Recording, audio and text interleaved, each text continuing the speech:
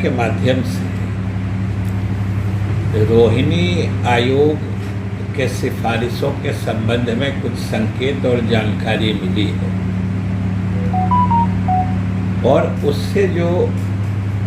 बातें सामने आई है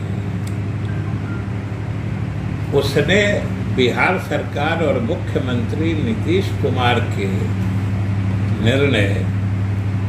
कि जाति आधारित गणना कराई जाए इसको बल मिलता है, क्योंकि रोहिणी आयोग का गठन मोदी सरकार ने ही 2017 में जो अन्य पिछड़े वर्ग हैं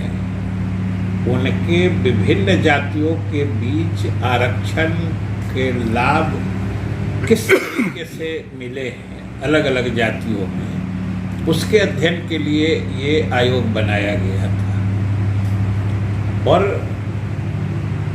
उन्होंने जो निष्कर्ष निकाला है आयोग के रिपोर्ट में जो बातें प्रकाश में आई हैं उसके हिसाब से ये इनका फैलाव विभिन्न जातियों में, आरक्षण के लाभ का फैलाव विभिन्न जातियों में न्याय संगत नहीं है। इसलिए आयोग ने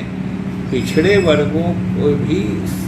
4 उपवर्ग या सब कैटेगरी बनाने का सुझाव दिया है और जो 27% का आरक्षण है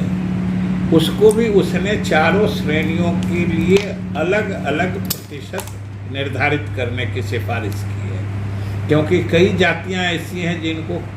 कहीं भी किसी स्तर पर लाभ नहीं मिल पाया है। तो आखिर प्रश्न ये उठता है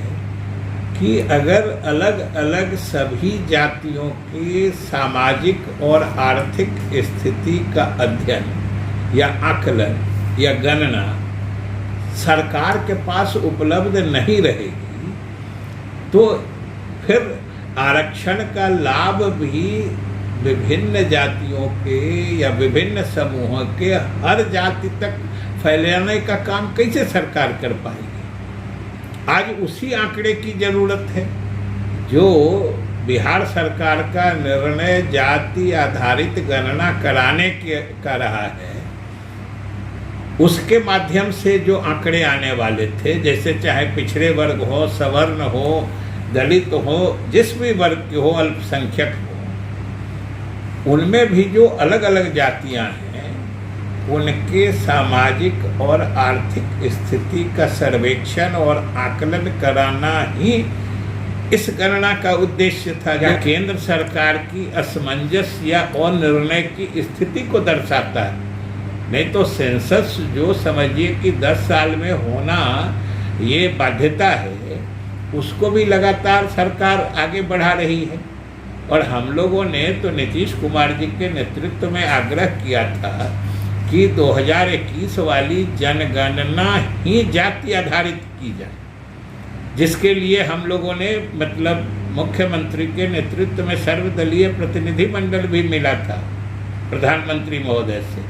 और उसमें भी हम लोगों ने रोहिणी आयोग की जो सिफारिशें आने वाली थी उसके जो संकेत मिल रहे थे कि पिछड़े वर्गों का भी उपवर्गीकरण होगा, इसकी भी चर्चा हुई थी। और इसके लिए तो फिर अलग अलग जातियों के सामाजिक आर्थिक स्थिति का आकलन अत्यंत आवश्यक है, जो इस तरह की गणना का लक्ष्य होता है। तो यही हम लोग कह रहे थे, और आज इस आयोग की सिफारिशें भी हम ही लोग के मतलब लाइन की पुष्टि कर रही हैं। इसलिए हम लोग केंद्र सरकार से चाह रहे हैं कि इस पर अब किसी तरह का असमंजस तोड़ें और इसकी उपयोगिता देखते हुए पूरे देश में जो हम लोगों के विधानसभा में भी सर्वसम्मति से प्रस्ताव पारित करके भेजा था। उस समय हम विधानसभा अध्यक्ष थे, मुख्यमंत्री जी